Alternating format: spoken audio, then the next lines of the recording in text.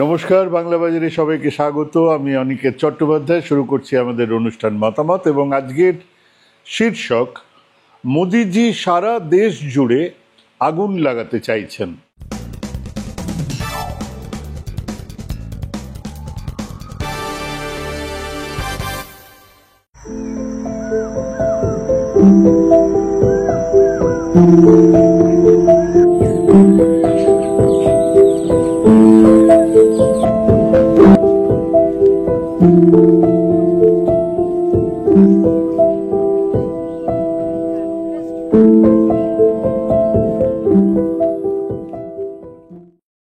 আমাদের সংসদে 1952 সালের নির্বাচনের সময়ে 494 জন সাংসদ ছিলেন, মানে নির্বাচিত হয়েছিলেন। 51-52 সালে সাংসদদের সংখ্যা, জনসংখ্যা কেবল নয়, বেশ কিছু অনুরোধ আবেদনের পরে 1951 সালের জনগণনাকে মাথায় রেখে সাংসদ সংখ্যা 5টা বাড়িয়ে 494 করা হয়েছিল। তারপরে জনসংখ্যা বেড়েছে। 1961-তে 1963 এই পর্যন্ত আবার একটা ডিলিমিটেশনের কাজকর্ম চলেছে। আবার একটা সেই কাজের কেন দরকার পড়েছিল? সাংসদের এলাকার সংশোধন করা হলো। কিসের ভিত্তিতে? 61-র জনগণনার ভিত্তিতে। তো দ্বিতীয় ডিলিমিটেশন করা হলো, এবং এইবারে মোট সাংসদের সংখ্যা 28টা বাড়িয়ে 522টা করা হয়েছিল। অর্থাৎ 61-62-তে যে ডিলিমিটেশন, তাতে দ্বিতীয় ডিলিমিটেশন, তাতে 28টা বেড়ে 522টা হলো।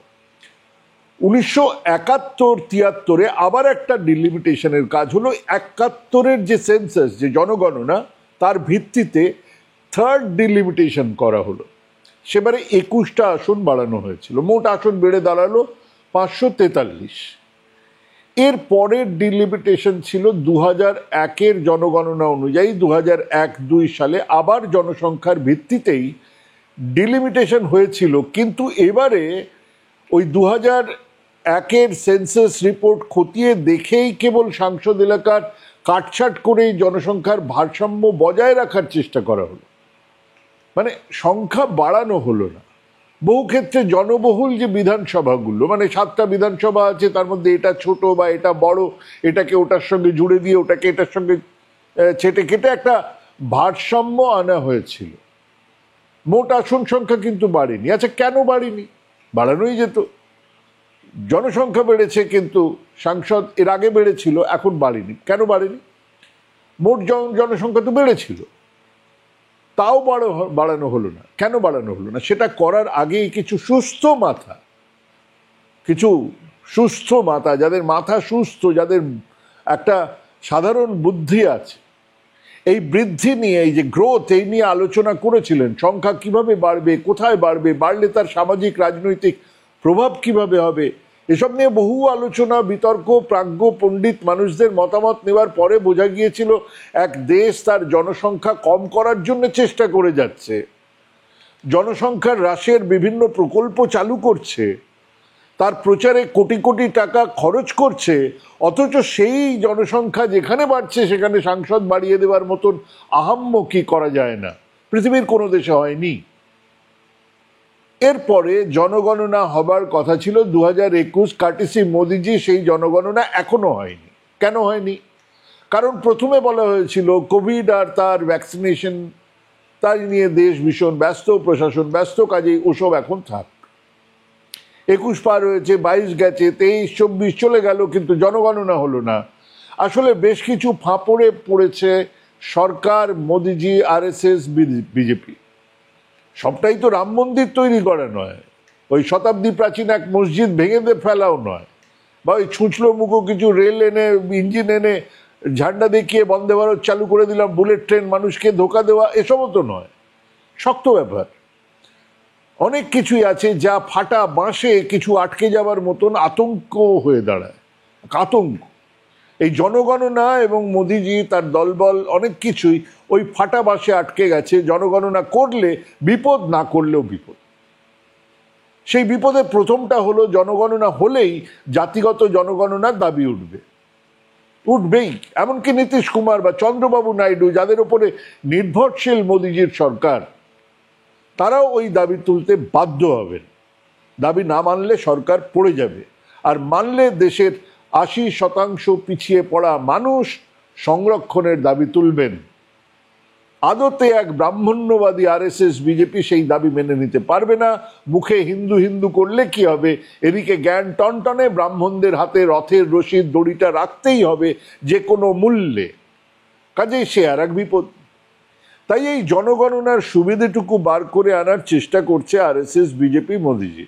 সেই সুবিধে হলো আদতে গোবলয়ে হিন্দুদের দল হিসেবে গোবলয় থেকেই যদি সংখ্যাগরিষ্ঠতা পেয়ে যান তাহলেই কেল্লা ফতে। এবার আপনি বলতেই পারেন যে গোবলয়ের ইউপি, এমপি, বিহার, ছত্তিশগড়, হিমাচল প্রদেশ, উত্তরাখণ্ড, এমনকি তাতে মহারাষ্ট্র বা গুজরাটকে মিলিয়ে সবকটা আসন জিতলেও তো হাতে ক্ষমতা আসবে না। তাহলে ছকটা কোথায়? আসুন সেই ছকটা একটুখানি বোঝা যাক।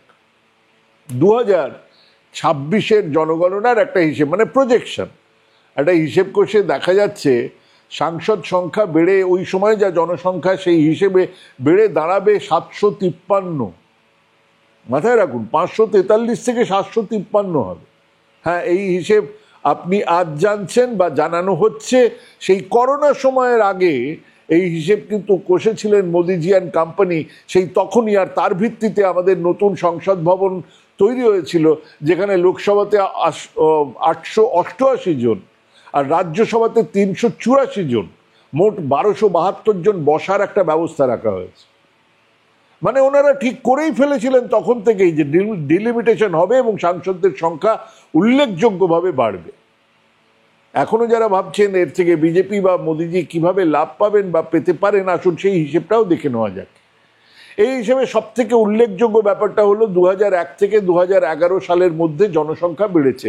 এটা সত্যি, কিন্তু বৃদ্ধির হার বিশ্লেষণ করলে দেখা যাবে যে ভারতের বিভিন্ন রাজ্যে এই বৃদ্ধির হারের এক উল্লেখযোগ্য বৈষম্য রয়েছে। উত্তর ভারতের রাজ্যগুলো, যেমন উত্তরপ্রদেশে জনসংখ্যা বেড়েছে 20.9%। উত্তরপ্রদেশে 20.9%। বিহার তো কামাল কর দিয়া, সেখানে 25.7% বেড়েছে জনসংখ্যা 2001 থেকে 2011, 10 বছর। কিন্তু দক্ষিণ ভারতের রাজ্যগুলো জনসংখ্যা সেভাবে বাড়েনি। যেমন তামিলনাড়ুতে বেড়েছে 15.61, কেরালাতে 4.87। পূর্ব ভারতের রাজ্যগুলোর মধ্যে পশ্চিমবঙ্গে বৃদ্ধির হার 13.84, যা গোবলয়ের রাজ্যগুলোর তুলনায় অনেক অনেক কম, কিন্তু কেরালা ইত্যাদির চেয়ে সামান্য বেশি। আয়তনের যদি হিসেব করি তাহলে সামান্য বেশি। এবং এই বৃদ্ধির হার আরো কমছে। NHFS, national family health survey, মানে যে লাস্ট যে রিপোর্ট, সেটাতে বলছে দক্ষিণ আর পূর্ব ভারতে জনসংখ্যার বৃদ্ধির হার কমছে। এখন জনসংখ্যার বৃদ্ধি কি দিয়ে মাপা যাবে? মাপবো কি দিয়ে? এই NHFS একটা হিসেব আছে ফার্টিলিটি রেট দিয়ে।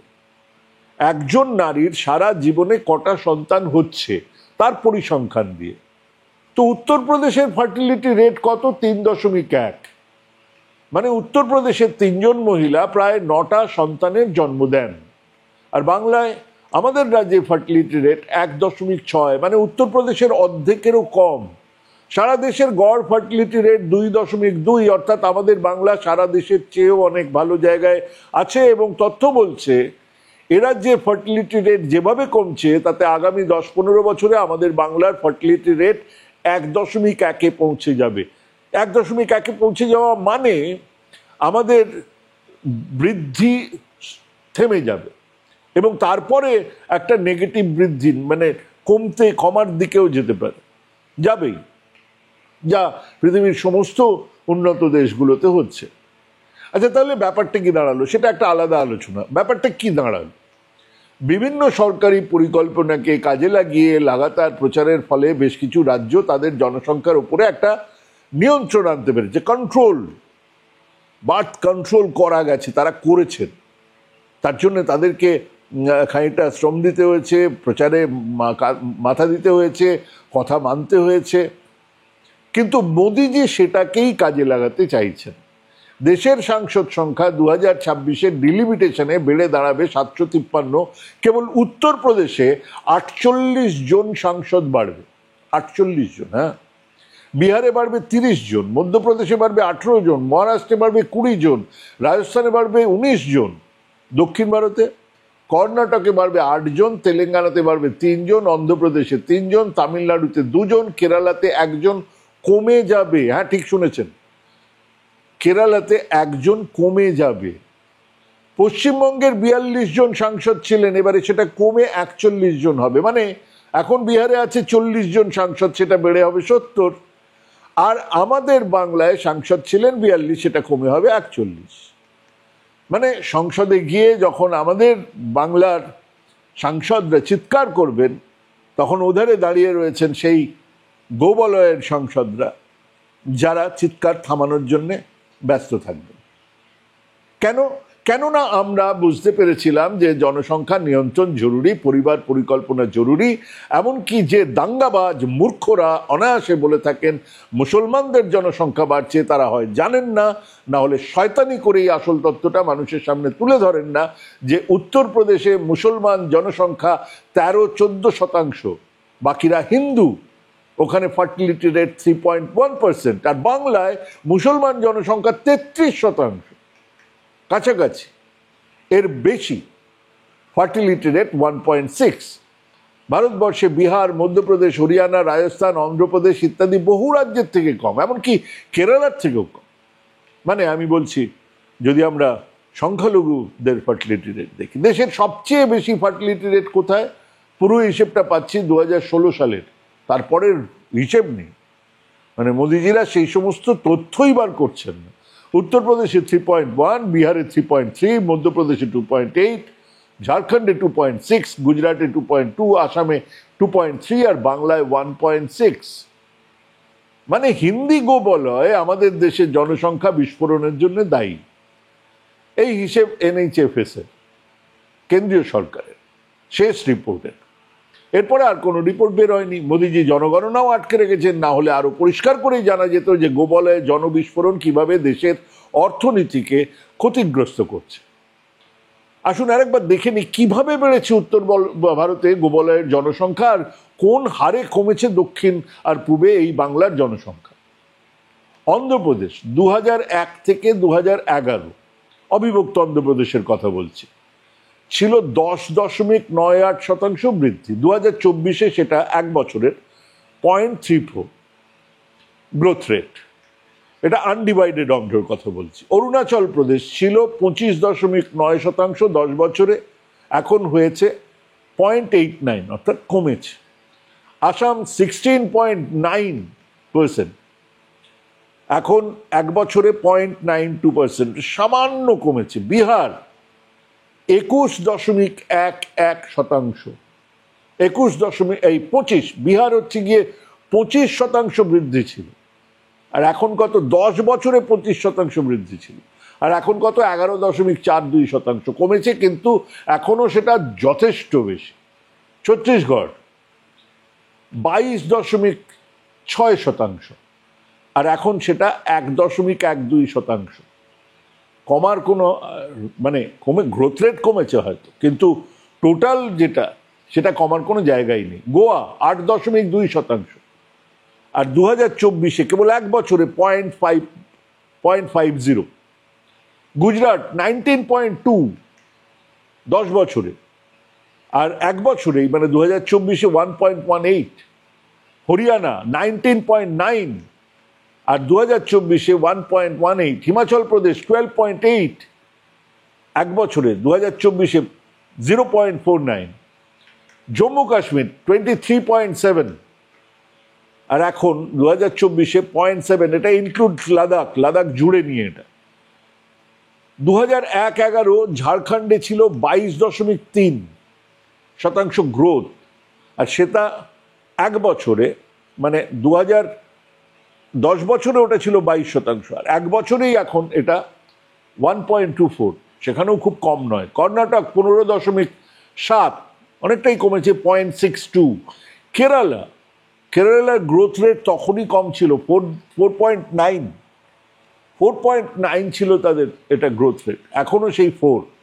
মধ্যপ্রদেশ 20, আর এখন সেটা 1.17। মহারাষ্ট্র 16, এখন সেটা কমে 0.76, মানে এক বছরের কথা বলছি। মণিপুর 18.7, কেবলমাত্র 2024-এ 0.89 গ্রোথ হয়েছে। মেঘালয় 27.80, এখন 0.89 2024-এ। মিজোরাম 22.8, 2024-এ 0.96।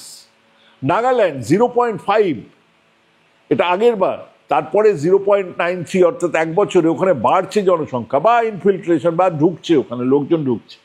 উড়িষ্যা 14 10 বছরে, আর এক বছরে 0.62, খুব একটা কমছে না। পাঞ্জাব 13.7, 2024-এ 0.63, অনেকটা কমেছে। রাজস্থান 21.4, এক বছরে 1.06, খুব একটা কমছে না। সিকিম 12.4, আর এক বছরে 2024-এ 0.86। তামিলনাড়ু 15.60, বিরাটভাবে কমেছে, 0.30 হয়েছে এবারে 2024-এর growth rate. Telangana, part of Andhra Pradesh যেটা ছিল, 2024-এ তারও অনেকটা কমেছে, 0.47। ত্রিপুরা 14.7, এখন হচ্ছে 0.91, খুব একটা কমেনি, প্রায় কমেনি বলা যায়। উত্তরপ্রদেশ 20 ছিল, 20% গ্রোথ 10 বছরে, এখন এক বছরে 1.78, বিরাটভাবে। উত্তরাখণ্ড 19.2, এখন সেটা 1% বেড়েছে। ওয়েস্ট বেঙ্গল দারুণ একটা কাজ হয়েছে এখানে, জনসংখ্যা নিয়ে অন্তত দিচ্ছি। ওয়েস্ট বেঙ্গলের আমাদের ছিল হচ্ছে 13.9%, 10 বছরে গ্রোথ ছিল। এক বছরে 2024-এ এটা 0.48% আমাদের বৃদ্ধি হয়েছে, অর্থাৎ যথেষ্ট কমেছে। দিল্লি 21% গ্রোথ ছিল, এখন সেটা 1.8। দিল্লিতে অবশ্য গ্রোথ রেট মানে কেবলমাত্র জন্ম নয়, দিল্লিতে লোকের যাতায়াত বা লোক বেড়ে যাওয়া, এলাকা বেড়ে যাওয়া, এসবের ব্যাপার আছে। মানে এটা খুব পরিষ্কার যে গোবলয়ের রাজ্যগুলো তাদের জনবিস্ফোরণ রুখতে পারেনি, তারা ব্যর্থ। আর মজার কথা হলো সেই কারণে, মানে সেই ব্যর্থতার কারণে সেই সব রাজ্যের সাংসদ বাড়বে, তাদের সাহায্য নিয়ে পাকাপাকিভাবে একটা মৌরুষি পাট্টা জমাতে চায় এই বিজেপি আর আরএসএস। তাই এই ডিলিমিটেশনের কথা তুলছে। তারা আগে থেকেই সংসদ ভবনে তাদের বসার জায়গা তৈরি করে ব্যবস্থা করেছে।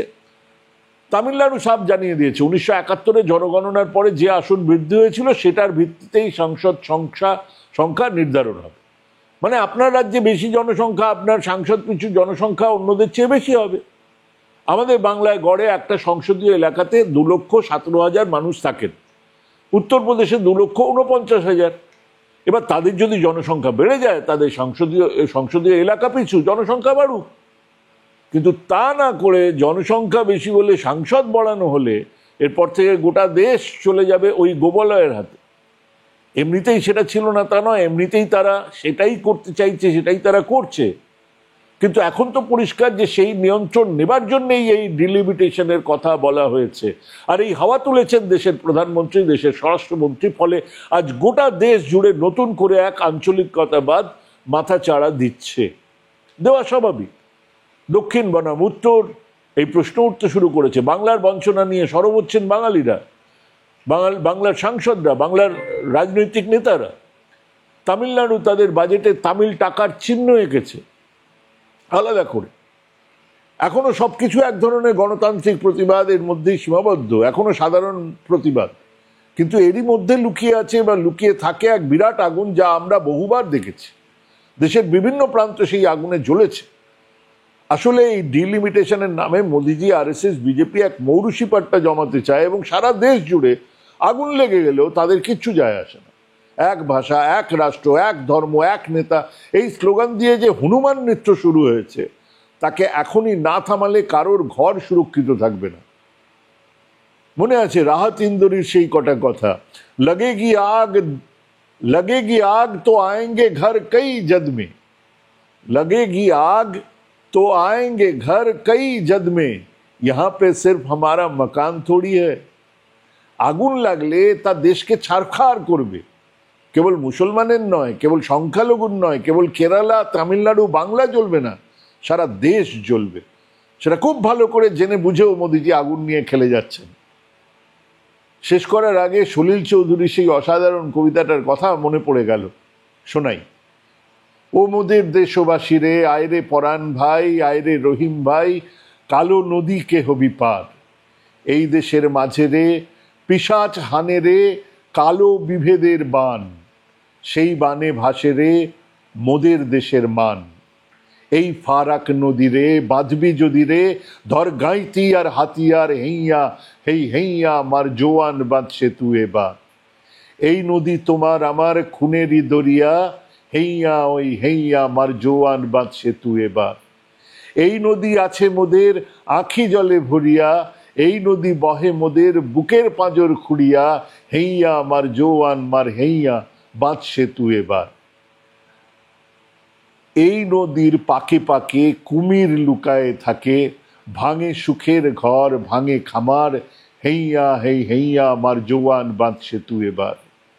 বুকেতে বুকেতে সেতু অন্তরের মায়া ঘেরে বাঁধে রে, কুটিলের বাধা যত ঘৃণার নিঠুর আঘাতে ভাঙি রে, সাম্যের স্বদেশ ভূমি গড়ার শপথ নিয়ে বাঁধি রে, হেইয়া হেই মার জোর বাঁধি সেতু বাঁধি রে, বাঁধি সেতু বাঁধি রে, বাঁধি সেতু বাঁধি রে। আমরা একসঙ্গে থাকবো, আমরা এক দেশে থাকবো। মোদিজি যে আগুন লাগানোর চেষ্টা করছেন, যে আগুন জ্বালানোর চেষ্টা করছেন, আরএসএস বিজেপির এই চক্রান্ত মানুষ রুখে দেবে। এ চক্রান্ত একবার হয়নি, বহুবার বহু লোক চেষ্টা করেছে। ইন্দিরা গান্ধী জরুরি অবস্থা এনেছিলেন, ভেসে গেছে সেটা। আজকের এই অবস্থাও সরে যাবে। এই কালা পাহাড়দের আমরাই আটকে দেব, আমরাই আটকে দেব। ভাবুন ভাবুন, ভাবতে থাকুন। ভালো থাকুন, সুস্থ থাকুন। আজকে এখানেই শেষ করছি। নমস্কার।